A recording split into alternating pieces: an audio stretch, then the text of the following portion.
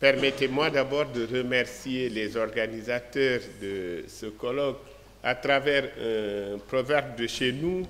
qui dit qu'on ne s'imagine pas toujours combien la poule a eu du mal à pondre ses œufs. Votre organisation est magnifique et je voudrais vraiment vous féliciter. Monsieur le Président de l'Université Clermont-Ferrand, Monsieur le Président de l'Université Blaise Pascal, chers collègues, je voudrais d'abord vous dire tout le plaisir et l'orgueil que je ressens en étant en face de vous et devant traiter de francophonie et langue nationale ici, à l'Université Blaise Pascal de Clermont-Ferrand. J'avais quelques appréhensions quant à la pertinence de ce que serait mon argumentation quand, consultant mon dictionnaire des citations françaises et anglaises, je suis tombé sur cette affirmation première tirée de l'esprit géométrique, je cite, « L'art de persuader consiste autant en celui d'agréer qu'en celui de convaincre. » Fin de citation. Cela m'a mis d'autant plus à l'aise que, me souvenant de mes lectures du Lagarde et Michard du XVIIIe siècle, je me suis dit en toute logique, mon cher Philippe, que j'aurais devant moi un public un tant soit peu pénétré de la pensée du parrain de son université et que par conséquent je parlerai devant un auditoire plus arrimé de l'esprit de finesse, lequel, et sans prétendre vous le rappeler, je cite, une souplesse de pensée qui s'applique en même temps aux diverses parties de l'objet à l'étude au lieu de l'autre. L'esprit de géométrie prédispose à des vues lentes, dures et inflexibles. Cela étant, Monsieur le Président Martin, chers collègues, c'est donc avec la conviction que vous userez avec moi d'une mansuétude d'autant plus grande que votre souplesse de pensée, que je traduis volontiers par ouverture d'esprit, relativisme, acceptation de la différence, vous incline naturellement à comprendre l'autre et à admettre qu'il peut présenter des idées dignes de considération. Or, donc, mesdames, messieurs, francophonie et langue nationale constituent en soi un des credos de cette organisation internationale de la francophonie que nous ont légué les défunts concepteurs et créateurs de cette grande famille autour d'une langue, le français, et de valeurs de civilisation faites de la convergence et de la synthèse d'apports venus de tous les continents, contributeurs de toutes les nations. Francophonie et langue nationale, ai-je dit, il nous faut avant toute chose procéder à une classification linguistique. Commençons d'abord par la notion de langue nationale. Nous la considérons comme la première langue acquise et encore comprise par le locuteur. Vous en conviendrez, chers collègues, que cette langue nationale peut être considérée comme une langue maternelle, mais considérons-la également comme la première langue de socialisation. Quant au français, du fait de sa présence ancienne dans l'environnement, la culture et l'histoire, cette langue est identifiée comme une langue étrangère. Elle fait ainsi l'objet d'un usage et d'un apprentissage particulier, puisque régulièrement utilisée, elle participe comme la première langue aux échanges avec des groupes sociaux. Quant au terme francophonie, sa première utilisation date de 1880, je ne reviendrai pas dessus, c'est connu par le géographe français Onésime Reclus, pour désigner, je le cite, l'ensemble des populations parlant français. Je ne reviendrai pas non plus sur les deux formulations que Raymond Philippe Gary, mon ami, et les termes qualificatifs relatifs à la francophonie avec F minuscule, qui désignent, comme il l'a si bien dit, des locuteurs, des groupes de locuteurs et des peuples qui utilisent le français à des degrés divers. Je renvoie simplement aux conclusions du sommet de Beyrouth en 2002, et la francophonie avec F majuscule, qui désigne le regroupement sur une base politique des États et gouvernements membres de l'Organisation internationale de la francophonie. Quelqu'un l'a rappelé ici, il y a 56 États et 19 gouvernements qui ont adhéré à cette organisation. Que résulte-t-il de tout cela? Eh bien, tout simplement que nos propos ne concerneront pas la francophonie politique, mais la francophonie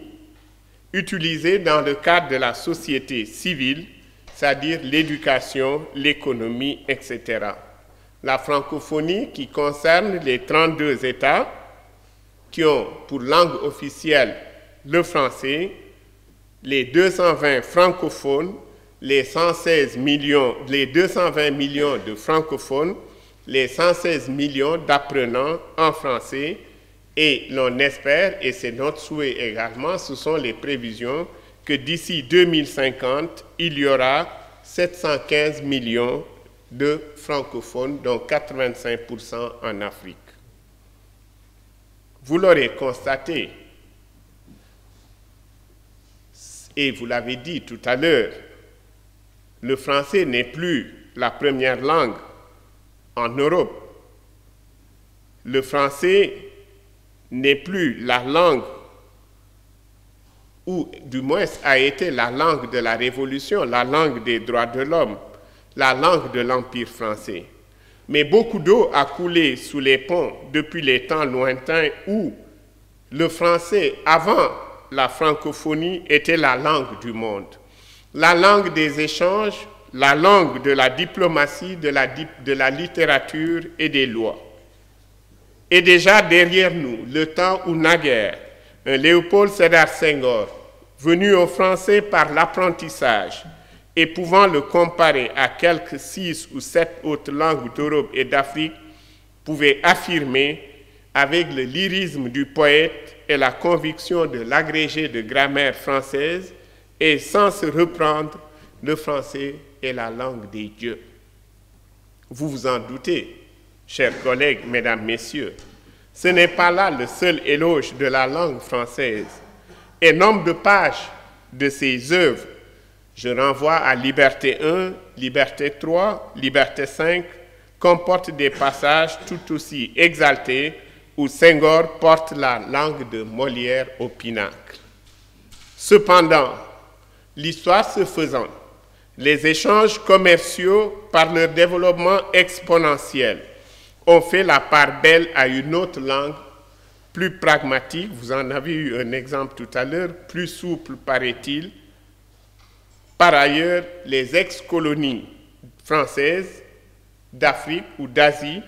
ayant recouvré leur liberté, ont tout naturellement estimé que quelque grand fût leur amour pour la belle française, il fallait absolument, pour une question vitale de création d'une nation et de travail pour le développement, qu'elles fissent une place, une grande place à leur langue, qualifiée ici de natale ou de maternelle ou de nationale, j'y reviendrai. On y travailla avec beaucoup de conviction et on y travaille encore, quoique les résultats obtenus restent encore peu probants ici ou franchement décourageants, voire même dans certains cas porteurs de risques de guerre civile et de division. On ne désespère pas d'arriver un jour, le temps faisant son œuvre sans tenir compte des hâtes et précipitations des hommes, à trouver un juste équilibre qui nous réconcilie avec nos héritages linguistiques, sans pour autant que le français, cette langue que nous avons acquise de haute lutte ou récupérée dans les décombres de l'histoire, mais dont en tout état de cause, nous userons longtemps encore, peut-être même bien après la France, quand la France aura cessé d'être francophone, même si l'on en juge avec les évolutions actuelles que subit le français, qui s'anglicise chaque jour un peu plus. Philippe en a parlé tout à l'heure. C'est là, certes, une autre question qui mérite qu'un jour prochain, ce sera le prétexte pour m'inviter, Monsieur le Président, que notre communauté s'y intéresse et y trouve des réponses décisives. Car malgré les Jacques Toubon et Abdou Diouf, nous ne vivons plus à l'ère de parler franglais dont ce glossé est humble, mais franchement, celle de l'anglo-french speaking. Arrivé à convaincre, et je dis tout à l'heure en exorde de mon propos, la première opération qui nous concerne, nous autres francophones du Sud, est une opération sérieuse. Il s'agit pour nous d'agréer une langue, somme toute étrangère, et quel bien qu'on puisse en penser en compétition avec les nôtres. Cela ne nous est pas toujours particulièrement facile, cela ne nous est pas non plus difficile.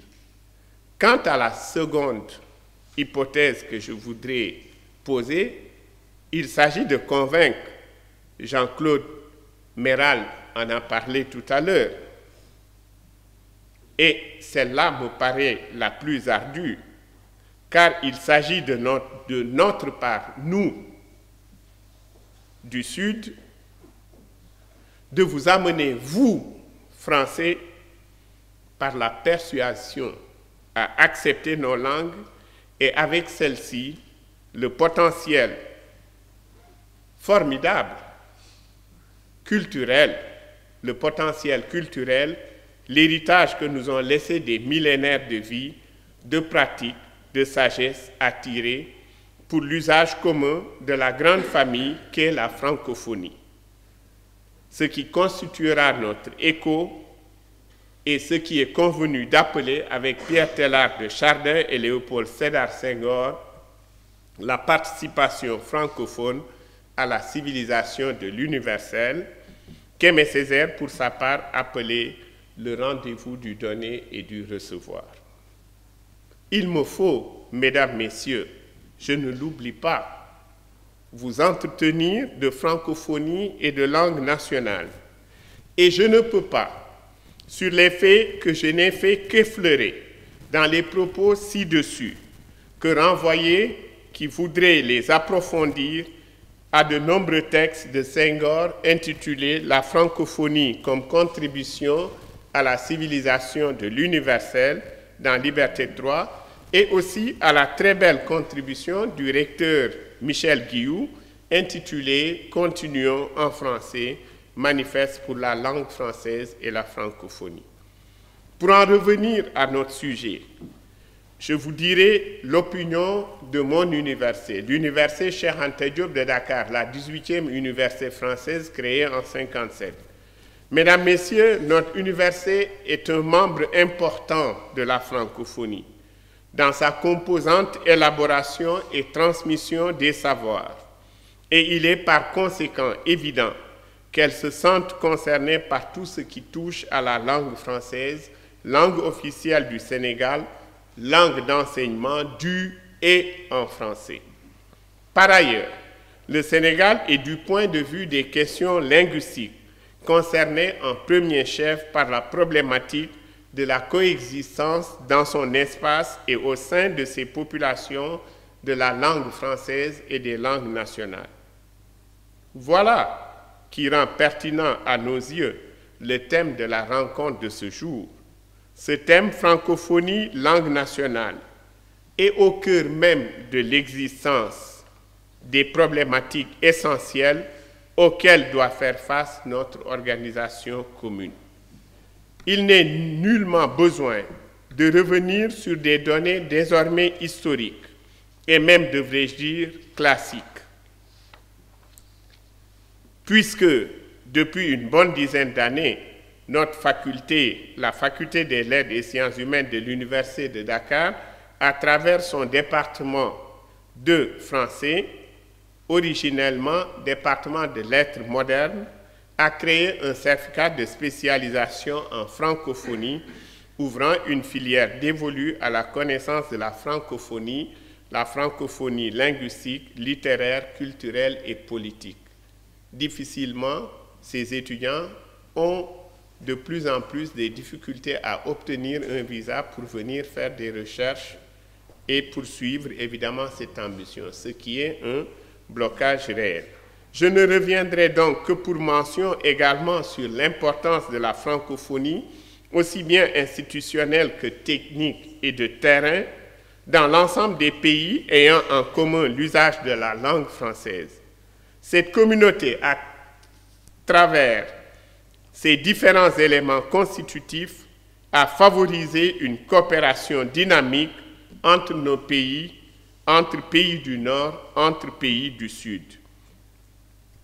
Pour ce qui nous concerne, en tant qu'établissement d'enseignement supérieur, nous nous félicitons de l'existence de l'Agence universelle de la francophonie qui est établie sur le campus même de mon université, au demeurant qui abrite également le Bureau régional d'Afrique de l'Ouest. On se rappelle également, la francophonie, dans son principe, repose sur une solidarité active entre des pays des 5 continents ayant en partage le français. Cet aspect, mesdames, messieurs, de ce qui se fait ou de ce qui fait l'essence même de la francophonie est effectif depuis des décennies et produit des fruits substantiels au profit de tous nos États et ne suscite pas de crainte réelle quant à sa survie dans le temps et dans l'espace, quoiqu'il ait besoin d'être renforcé et quelque part étayé et soutenu par un surcroît d'efforts de la part des uns et des autres. Il reste l'autre volet de notre devise qui complète le premier, ci-dessus, rappelé, et que la francophonie comporte aussi les langues dites partenaires, quand il s'agit de pays francophones, comme la Suisse, la France, la Belgique ou le Canada. Ces langues sont des langues partenaires. Mais quand il s'agit des pays africains, ces langues sont des langues nationales, natales ou locales et cohabitent avec le français. Cette dernière, évidemment, est la langue le plus souvent dite langue officielle, mais c'est la langue de l'administration, c'est aussi la langue de l'enseignement, c'est la langue de la recherche, c'est la langue de la justice, c'est la langue de l'information. Et nos chercheurs ne sont adoubés que s'ils participent ou s'ils publient dans des revues reconnues par les Français. Toute revue qui sort de ce circuit, quasiment n'est pas prise en compte. Et nous sommes obligés, pour être adoubés, évidemment, de nous intéresser également aux recherches effectuées au sein des universités françaises. Évidemment, cette langue aussi, pour l'essentiel, se fait dans des publications, des livres, journaux et articles scientifiques, mais nous ignorons Science, nous ignorons Nature, nous publions dans des revues qui très souvent ne sont pas prises en compte dans les rankings et les classements. Donc, cela n'a pas découragé nos chercheurs qui continuent à y croire, parce que cette mondialisation, elle a affecté également le savoir dans sa production, mais également le savoir dans sa circulation. Donc, prétendre, mesdames, messieurs, qu'il n'y a pas de concurrence, voire de conflit entre le français et les langues nationales, serait de ma part verser dans la démagogie ou faire preuve d'une grande ignorance de la réalité. Rien qu'à s'en tenir à ce qui peut être observé au Sénégal et ce que l'on peut tirer des positions prises sur les questions par nos linguistes, nos sociologues et nos pédagogues, la coexistence entre le français et nos langues nationales ses partenaires selon le vœu de la francophonie institutionnelle, il est loisible à tout un chacun de constater qu'il y a souvent des incompréhensions, des tiraillements, voire même de réels conflits. C'est que, à la vérité, les locuteurs natifs des langues dites partenaires ne nous voient pas, malgré les professions de foi et les promesses sans cesse renouvelées, ce que le dit partenariat leur apporte en termes de progrès, en termes de visibilité, en termes d'utilisabilité, si vous me permettez ce néologisme. C'est-à-dire qui transforme les dites langues en de réels moyens de production en matière de science, d'information, de communication, de publication littéraire et juridique, en somme dans les sciences humaines, dans les arts et métiers, dans l'enseignement aussi, et ce qui les aide à se développer enfin. Car ils sont nombreux, les collègues, et qui ne manquent pas d'arguments pertinents, ceux qui estiment que l'on ne pourra jamais, ou que l'on ne pourra, ou qu'on pourra très difficilement accéder à l'alphabétisation,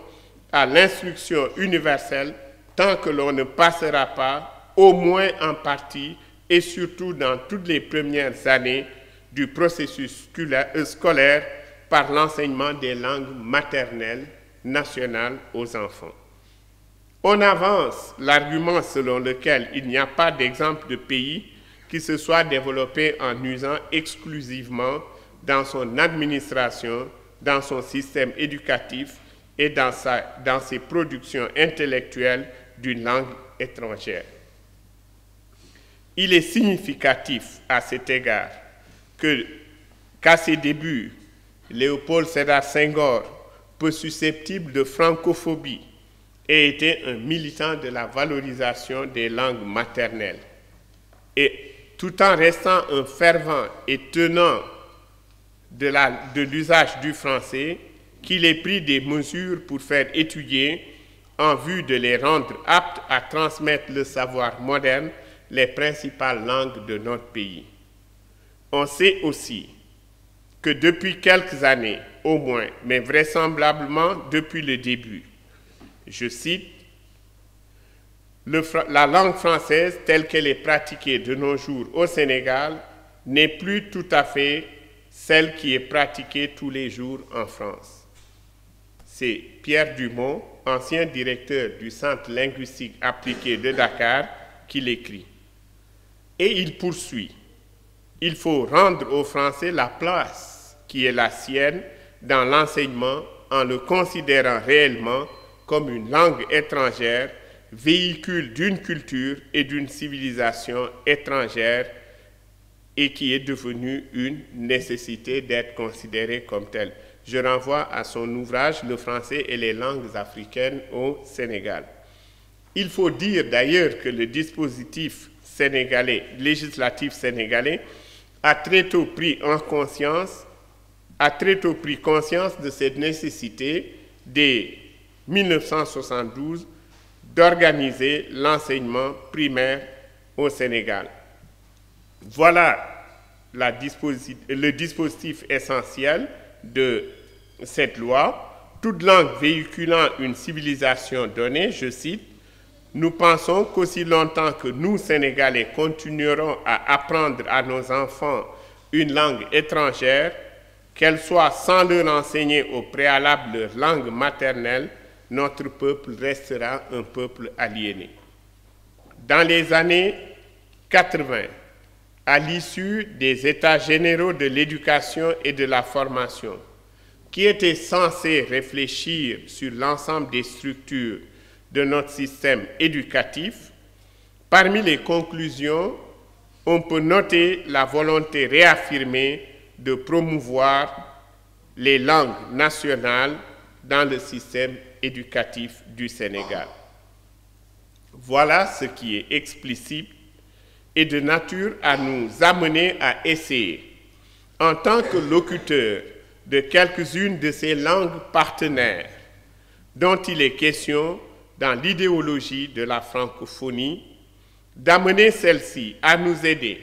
de façon résolue et avec la claire conscience que c'est seulement par ce biais qu'elle pourra survivre au soubresaut de notre histoire, de l'historicité des dizaines de nations qui la composent. Nous aider à rendre leur dignité et leur utilité à nos langues, à tout le moins celles d'entre celles-ci qui ont un poids démographique critique, étant entendu que les autres seront prises en charge au niveau local par nos États eux-mêmes. Il y a eu certes des efforts dans ce sens et même quelques tentatives d'expérimentation, mais à petite échelle et sans les mesures d'accompagnement idoines. Des écrivains et d'autres intellectuels, dont la plupart appartiennent à notre université, ont certes écrit et publié, enseigné, mais à titre symbolique dans l'une ou l'autre de nos langues nationales. Je cite Aram Diop Fall, Pathé Diagne, Khady Fall, Sakhir Thiam, Yero Sylla, Sakhir qui a pratiquement montré la possibilité agrégée de mathématiques, d'enseigner les mathématiques en langue nationale. Yero Sylla, Aboubakri Moussalam, Boubacar Diop, Cheikh Aliou Ndao, Cheikh Anta Diop, qui a traduit la théorie de la relativité d'Einstein, et tant d'autres encore. Il reste malgré tout que rien de structuré, rien de constant et donc de probant n'est fait faute de moyens adéquats, faute de conviction chez les décideurs confrontés à de sérieuses urgences pour la survie des populations en matière de nourriture et de santé et du fait de la force de l'inertie et du conservatisme aussi. Encore une fois, chers auditeurs, il n'est pas question de jeter le français au ham-ham, pour utiliser un mot de chez moi. Je veux dire jeter le français aux orties. Le voudrions-nous que ce serait absolument impossible, du moins dans l'immédiat, c'est-à-dire d'ici 2, 3, voire 3 siècles. Mais il faudrait, dans l'intérêt de la francophonie, que l'adhésion de la partie sud de cette institution soit encore plus volontaire, encore plus consciente et surtout encore plus générale. Et à cet égard, il nous est tout à fait indispensable que la langue française, qui est un bien commun, un héritage commun et un legs commun, occupe la juste place qu'elle mérite, en faisant un peu plus de place aux autres langues avec lesquelles elle est condamnée à coexister dans la plupart des pays et des espaces où elle s'est implantée au fil de l'histoire. Puisque tous ces pays ont plongé leurs racines très profondes dans cette histoire commune, même si chacun de ces pays a eu à l'assumer différemment. Mesdames, Messieurs, faire place à nos langues nationales, c'est aussi peut-être laisser le génie propre de ces langues, en tout cas une partie de leur lexique, qu'ignore la langue française, pénétrer et enrichir celle-ci, au lieu de chercher,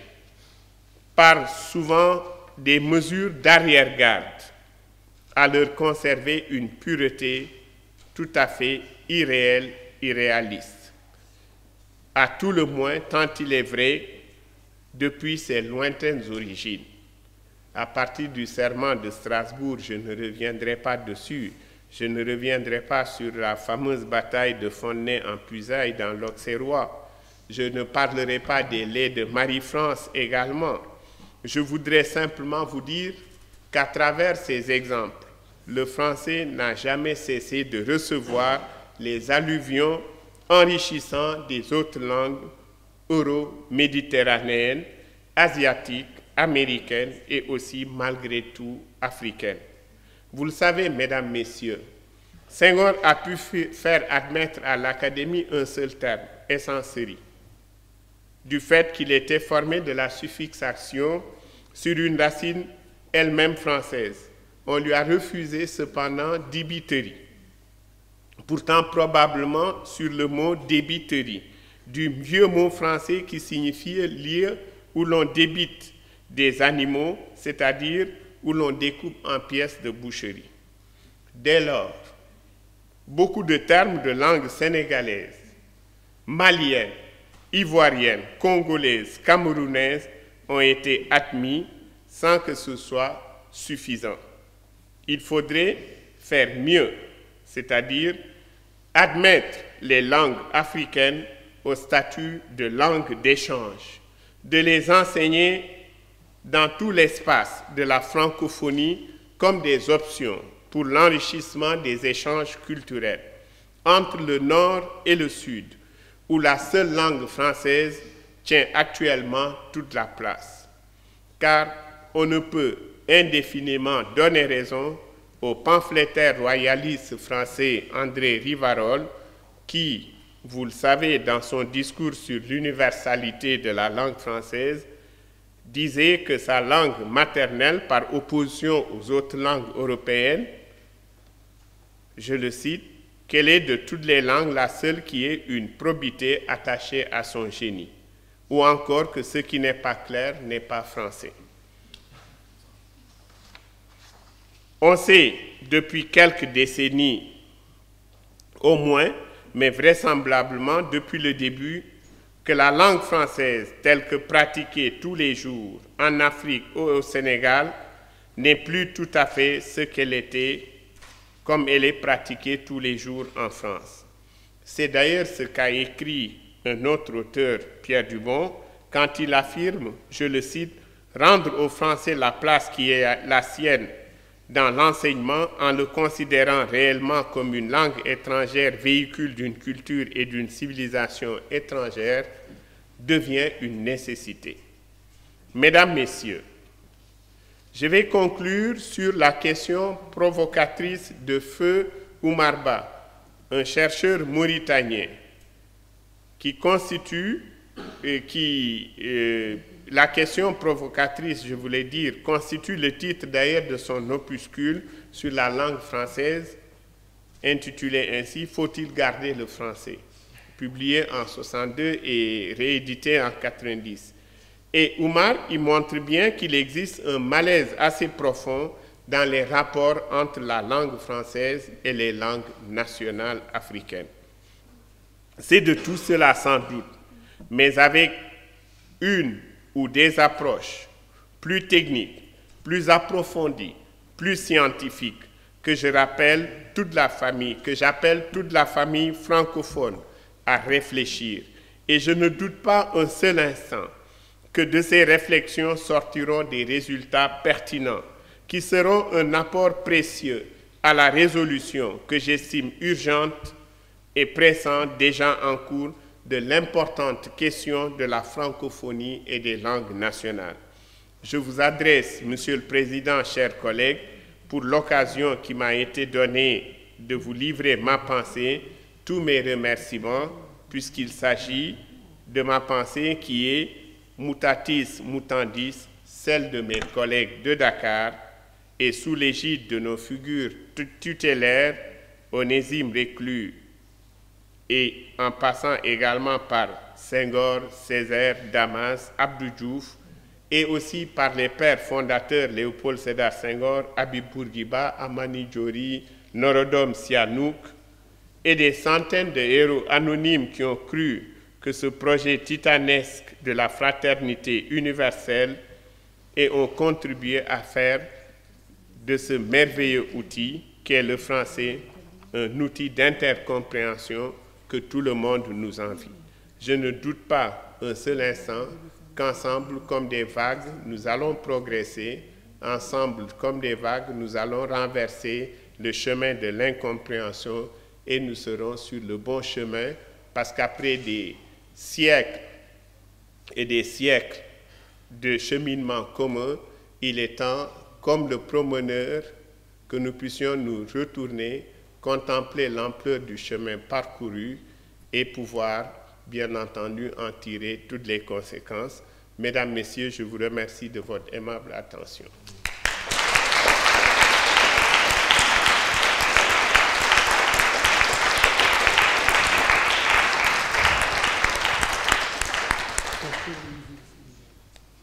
Est-ce que vous avez des questions ?